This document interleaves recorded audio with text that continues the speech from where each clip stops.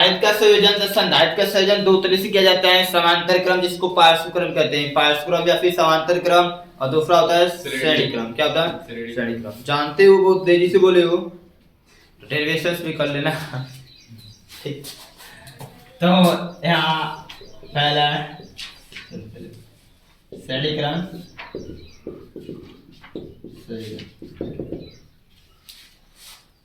कुछ बेहतर से पढ़ना चाहते हैं अच्छी तरह से तो थोड़ा दिमाग पढ़िए, हर एक चीज अब किताब में क्या कैसे कैसे क्या किया वो सब छोड़िए, अपने मन से संभाषण करने की कोशिश करते हैं। श्रेणी का मतलब जानते हैं, एक के बाद एक आएगा, एक के बाद एक। संधारित्र का प्लेट होता है, संधारित्र क्या होते हैं? प्लेटें होते हैं। क्या था वो? प्लेट होता है, जो आपको बताया गया था। संधारित्र की किस तरह धारिता बढ़ा सकते हैं, किस तरह घटा सकते हैं, भू से जोड़ देते हैं, भू प्रॉपर्टी से क्या करते हैं, उसके माइनस वाले को जोड़ देते हैं, इससे इलेक्ट्रॉन क्या करते हैं, उसके आवेश को कम कर देते हैं। आवेश के साथ साथ प्रतिरोध भी क्या होता है? कम हो जाता है। आवेश के मतलब धारा कम करते हैं, धारा कम करेगा, प्रतिरोध उसका कम हो जाता है, कुछ आवेश को ग्रहण कर लेगा, जिसके कारण क्या होता है, इलेक्ट्रॉन क्या होता है, दूर दूर हो जाते हैं, फैल जाते हैं, तो वहां पे क्या होता है, प्रतिरोध क्या होता है, कम होता है, जिसके कारण उसका क्या विभव का मान भी कम हो जाता है, विभव का मान भी कम हो जाता है, जिसके कारण उसका धारिता क्या होती है, बढ़ जाती है। क्या होती है? संधारित्र में दो प्लेटें होते हैं। कितने प्लेट हो? दो प्लेट। अब आपको यहाँ डेरिवेशंस करना है संधारित्र के संयोजन का, तो यहाँ पे कम से कम आपको 3 प्लेट लेना पड़ेगा। कितने प्लेट? 3 प्लेट संधारित्र का। अब संधारित्र में 2 प्लेट में एक प्लस होगा, एक क्या होगा? माइनस होगा। तो यहाँ पे इसे कुछ ले लीजिए, ऐसे आप ले लीजिए।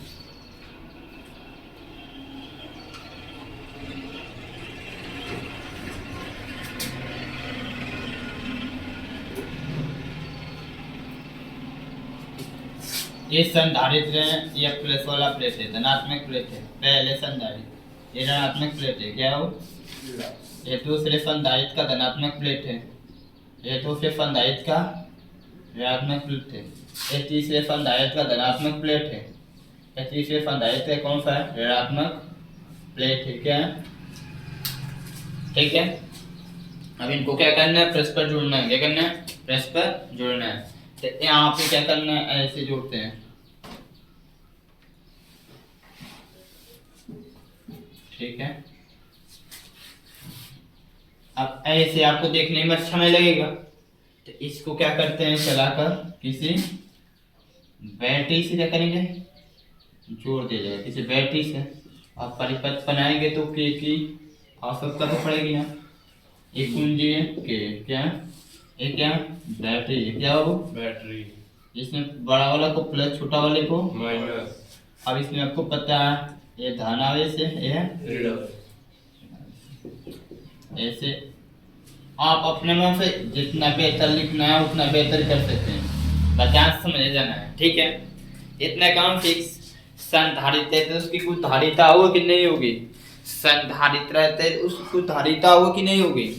तो धारिता होगी तो कितने सारे संधारित्र होंगे। अब सब एक ही समान के भी हो सकते हैं, अलग अलग के भी हो सकते हैं। और जैसा संधारित्र हो गए वैसी उसकी धारिता होगी, वैसी उसकी धारिता होगी। तो यहाँ पर इसको मान लिया गया है, इसकी धारिता को C1, इसकी धारिता को C2, इसकी धारिता को कोई प्रॉब्लम नहीं ना। अब यहाँ पर आपका फिगर कंप्लीट है। यहाँ पे आपका फिगर बच्चा, अभी 2 चीज बच्चा है। क्या बच्चा है? आपको पता है ये बराबर होता है Q अपॉन, मैं आपको समझाना है अभी केवल यहाँ मैं आवेश और विभव के बारे में बात नहीं कर रहा हूँ। आवेश और विभव के बारे में बात नहीं कर रहा हूँ। आवेश का मतलब धारा मान के चलेंगे, और विभव का मतलब विभवांतर, ठीक है। विभव और ठीक है, अभी उन सब के बारे में बात नहीं करूँगा। बस पहले फिगर कंप्लीट कर लेंगे, उसके बाद में उसके बारे में बात करूंगा, ठीक है। आपने क्या किया, यहाँ पर लिखना पड़ेगा संधारित्र का श्रेणीक्रम संयोजन में आपने कैसे श्रेणीक्रम संयोजन बनाया, कैसे बनाया बाबू? क्या किया? प्रथम संधारित्र का ऋणात्मक प्लेट को, किसको? ऋणात्मक प्लेट को। प्रथम संधारित्र के ऋणात्मक प्लेट को द्वितीय संधारित्र के धनात्मक प्लेट से जोड़ा, द्वितीय संधारित्र के ऋणात्मक प्लेट को तृतीय संधारित्र के धनात्मक प्लेट से जोड़ा, तथा प्रथम संधारित्र का धनात्मक प्लेट और द्वितीय तृतीय संधारित्र का ऋणात्मक प्लेट को किससे जोड़ा? बैटरी से। किससे? समझे? इतना लिखना पड़ेगा ताकि आपका और डेरिवेशन सबका और खूबसूरत हो जाएगा और अच्छा होगा, आपको भी देखने में अच्छा लगेगा।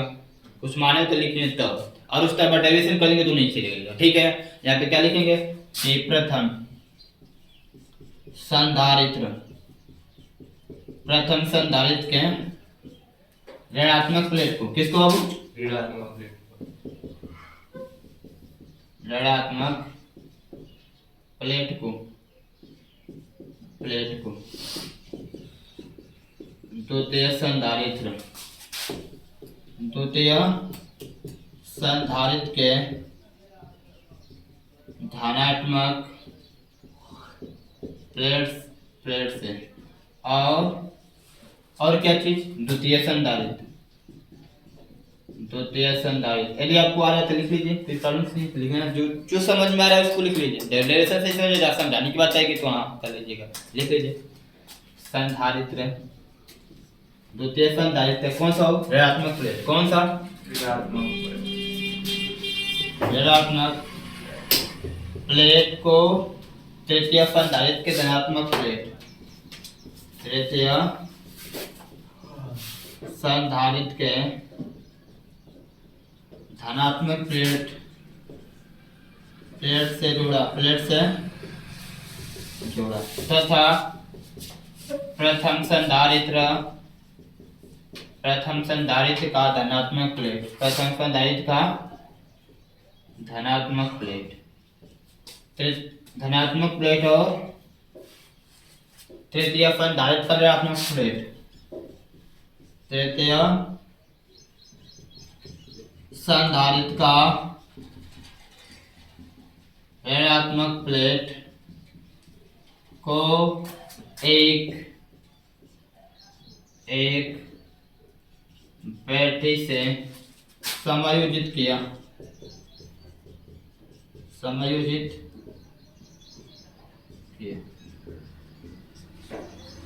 ठीक है। समायोजित का मतलब जोड़ा, क्या किया? जोड़ा गया है, समायोजित किया। इतना काम कंप्लीट करने के बाद अब क्या करना है? सुनो, मैंने आप लोगों को पीछे 10th क्लास में पढ़ाया था, 11th क्लास में तो नहीं पढ़े होंगे, 10th क्लास में पढ़े होंगे। आप यहाँ पर आज फिर से पढ़ लीजिए। चाहे संधारित्र हो, चाहे प्रतिरोध हो और चाहे सेल हो, आपके सामने 3 डेरिवेशन पढ़ने को मिलेगा 12th क्लास में। इस तरह से श्रेणी समांतर का, ठीक है। एक तो यहाँ पे मिल गया आपके संधारित्र का, किसका मिल गया? आगे चलेंगे तो प्रतिरोध का मिलेगा, किसका मिलेगा? उसके आगे जाएंगे तो सेलों का मिलेगा, किसका मिलेगा? 10 डेरिवेशन मिलेगा। बात आई आपको सोचने वाली बात है, ये तो समझ में आ रहा है कि संधारित्र तो इसकी धारिता अलग अलग हो गई, बट एक कभी कोई Q का मान, देखो जैसे कभी कोई Q का मान निकालेगा, कोई V का मान निकालेगा, कोई C का मान निकालेगा। बात है कि इन तीनों में से क्या प्रत्येक संधारित्र में तीनों का मान अलग अलग हुआ? जैसे प्रत्येक संधारित्र में धारिता का मान अलग अलग है, उस तरह तीनों संधारित्र में आवेश और विभव का मान भी अलग अलग हुआ। ये डिसाइड करना है मुझे, तो सुन लो इधर कि जब भी किसी संयोजन में बिंदु बदलते हुए धारा चलेगी, धारा क्या बदलेगी? बिंदु बदलते हुए चलेगी, तो वहां भी विभवांतर बदलता है। क्या बदलता है? विभवांतर। नहीं तो फिगर में निष्कर्ष रूप से देख सकते हो कि बैटरी से जब के को चालू करेगी तो प्लस वाली धारा क्या होगी? यहां से निकलेगी ऐसे, और यह आई धारा बिना बटे सभी संधारित्रों से क्या होगी? गुजरेगी। क्या होगी बाबू? बताओ, जाएगी नहीं जाएगी? मेरी बात समझना, जाएगी? धारा बट रहा नहीं ना, समान धारा जा रही है, एकदम सेम धारा जा रही है। तो जब धारा समान जाएगी, इसका मतलब आवेश का मान सबके लिए बराबर होगा। आवेश का मान सबके लिए, मेरी बात तो समझे? क्या बदलेगा? क्या बदल रहा है? लेकिन बिंदु बदल रहा है। इसको जो संधारित्र जोड़ेगा तो जोड़ने के लिए तार की शुरुआत जोड़ोगे नहीं जोड़ोगे? बिंदु पॉइंट होने के लिए बनेगा। तो जब बिंदु बदलेगा तो जब बिंदु बदलता है तो वहां भी विभवांतर का मान बदलता है। किसी संयोजन में जब धारा को बिंदु बदलते हुए चलना पड़ता है तो वहां भी विभवांतर बदलता है, और जब रास्ता बदलते हुए चलना पड़ता है तो वहां खुद धारा का मान बदल देता है, वहां खुद धारा का मान बदल जाता है। अब सुनो, जिसका मान बदलेगा उसी का मान निकालते हैं। आगे चल कैसे देखा जाएगा, लेकिन यहाँ पर तो दो चीज बदल रहा है, धारिता भी बदला है और विभवांतर भी बदलेगा। विभवांतर भी यहाँ पे मान लो इसके बीच का विभवांतर V1, इसके बीच का विभवांतर V2, इसके बीच का विभवांतर ऐसे मान लो आपके सामने विभवांतर क्यों बदला, क्योंकि बिंदु बदला गया है। क्या बदला गया है? बिंदु बदला। अब विभवांतर बिंदु पे डिपेंड तो होता है, पता है विभव कहाँ उत्पन्न होता है, निश्चित पॉइंट पे कहाँ होता है। और जब वही बदलेगा तो नहीं विभव नहीं बदलेगा, अब विभव बदलेगा विभवांतर भी बदलेगा, 100% बदलेगा। या विभव नहीं बोलेंगे विभव बदलेगा, विभव नहीं बोलते विभवांतर बोलते हैं। क्यों बोलते हैं विभवांतर? क्योंकि यहाँ ढेर सारी पॉइंट है, अब विभव का अंतर निकालना होता है, डिफरेंस एक पॉइंट नहीं है, दो या दो से अधिक पॉइंटों पे बिंदुओं पे क्या उत्पन्न होता है, विभवांतर उत्पन्न होता है। क्या बाबू? अब आपका फिगर पर कंप्लीट हो गया। अब आपके सामने बताओ बदला क्या है? विभवांतर भी बदला है और क्या बदला है, धारिता भी बदली। तो धारिता का मान निकालो चाहे विभवांतर का मान निकालो, आवेश का नहीं, आवेश का मान। तो क्या लिखेंगे? तो डेरिवेशन सबका देखो कंप्लीट हो चुका है, बस थोड़ा सा दो तीन स्टेप का काम है आपको का। देख लो आप क्या निकालोगे, आपके सामने दो चीज बदला है, धारिता और विभवांतर, किसी एक का मान निकालो। धारिता का निकालो तो धारिता का फार्मूला पता होगा, क्या होता है धारिता का फार्मूला? C बराबर Q अपॉन B। तो लिखेंगे प्रथम संधारित्र में धारिता, प्रथम संधारित्र में उत्पन्न धारिता लिखेंगे, प्रथम संधारित्र में उत्पन्न धारिता, उत्पन्न धारिता। तो इसकी प्रथम संधारित्र धारिता क्या बनेगा? C1। क्या बनेगा वो? C1। C1 बराबर क्या होगा? Q अपॉन B होता है, Q अपॉन। तो प्रथम संधारित्र में आवेश का मान Q है और B का मान कितना है? V1। क्या है? ये समीकरण। और फिर तेरे द्वितीय संधारित्र निकालो, द्वितीय संधारित्र में उत्पन्न धारिता, उत्पन्न धारिता, ये हो गया C2। यहाँ पे C2 है तो Q का मान Q ही होगा, V का मान क्या होगा? V2। ये हो गया समीकरण। आवेश सेम रहेगा सबके लिए, आवेश क्या होगा? सेम रहेगा। क्यों? क्योंकि बिंदु बदलता है, आवेश क्या होगा? समय धारा समान जाएगी, समय धारा क्या होगी? समान, आवेश का मान समान जाएगा। और तृतीय संधारित्र में उत्पन्न धारिता, उत्पन्न धारिता क्या होगा? C3। कितना? तो ये C3 हुआ, Q का मान Q, V3। ये समीकरण 1 2 3 से कुल धारिता कितना हो जाएगा?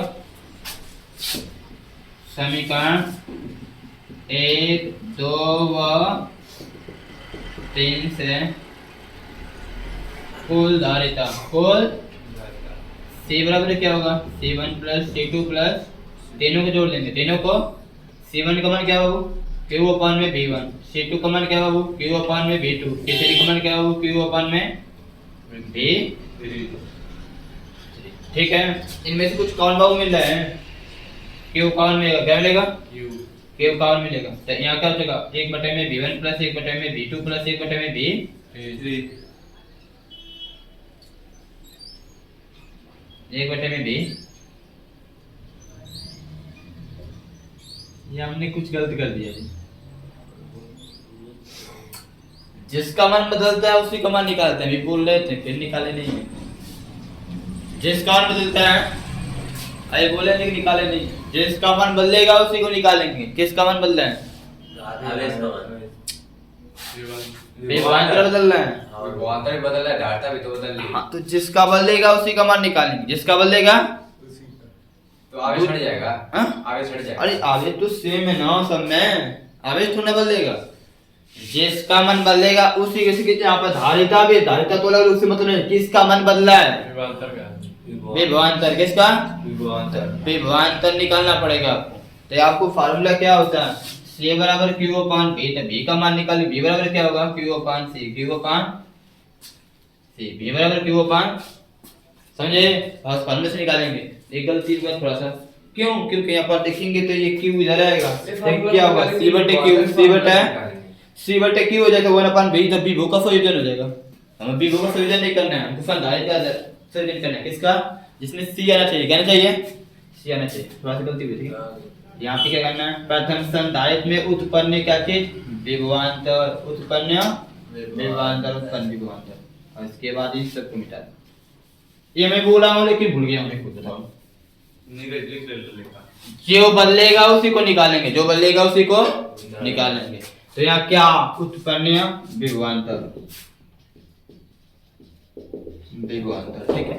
विभवांतर क्या होगा, V1 बराबर बताओ, V बराबर क्या होगा, Q अपन C, Q अपन C, Q का मान तो Q ही रहेगा, Q का मान तो Q है अवश्य में, C का मान C1, समीकरण 1, इसमें भी उत्पन्न विभवांतर, उत्पन्न विभवांतर। इसमें क्या होगा, V2 बराबर क्या जवाब, आवेश बटे धारिता संधारित्र, धारिता C2, ये समीकरण यहाँ पर उत्पन्न विभवांतर, ठीक है। यहाँ पे V2, यहाँ पे V3 होगा तीसरा है, Q अपन में C3, ये समीकरण 1 और 2 3 की कुल विभवांतर, यहाँ पे क्या होगा, V बराबर V1 प्लस V2 प्लस होगा ना। अब सही है, जो बदलता है वो निकालता है, हमेशा फिक्स कर लेना, हमेशा हम बोले लेकिन फिर भूल गए, जो बदलेगा वही निकालते हैं, दूसरा निकालेंगे तो गलत हो जाएगा डेरिवेशन, ठीक है। जो बदलेगा उसी को निकालेंगे, ठीक है। V बराबर V1 का मान कितना है बाबू, Q अपन में C1, V2 का मान क्या है, Q अपन में C2, Q3 का मान Q अपन में C, क्या कॉमन मिलेगा बाबू, यहाँ से Q क्या मिलेगा, Q, 1 बटे में C1, 1 बटे में C2, 1 बटे में, कोई प्रॉब्लम नहीं ना है।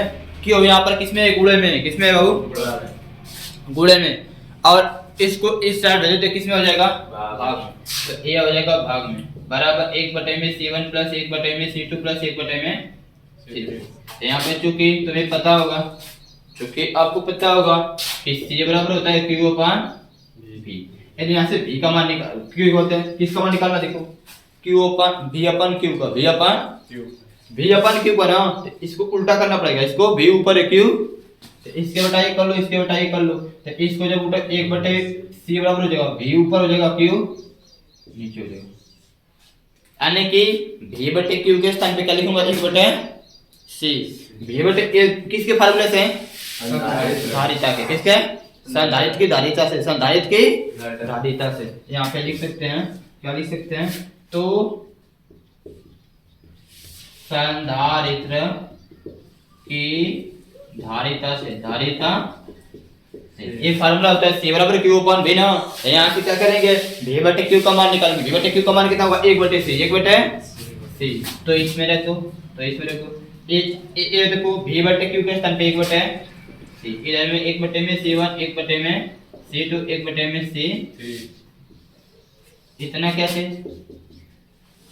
इतना फेरेड, क्या ये डेरिवेशन कंप्लीट, डेरिवेशन क्या हो गया, कंप्लीट हो गया।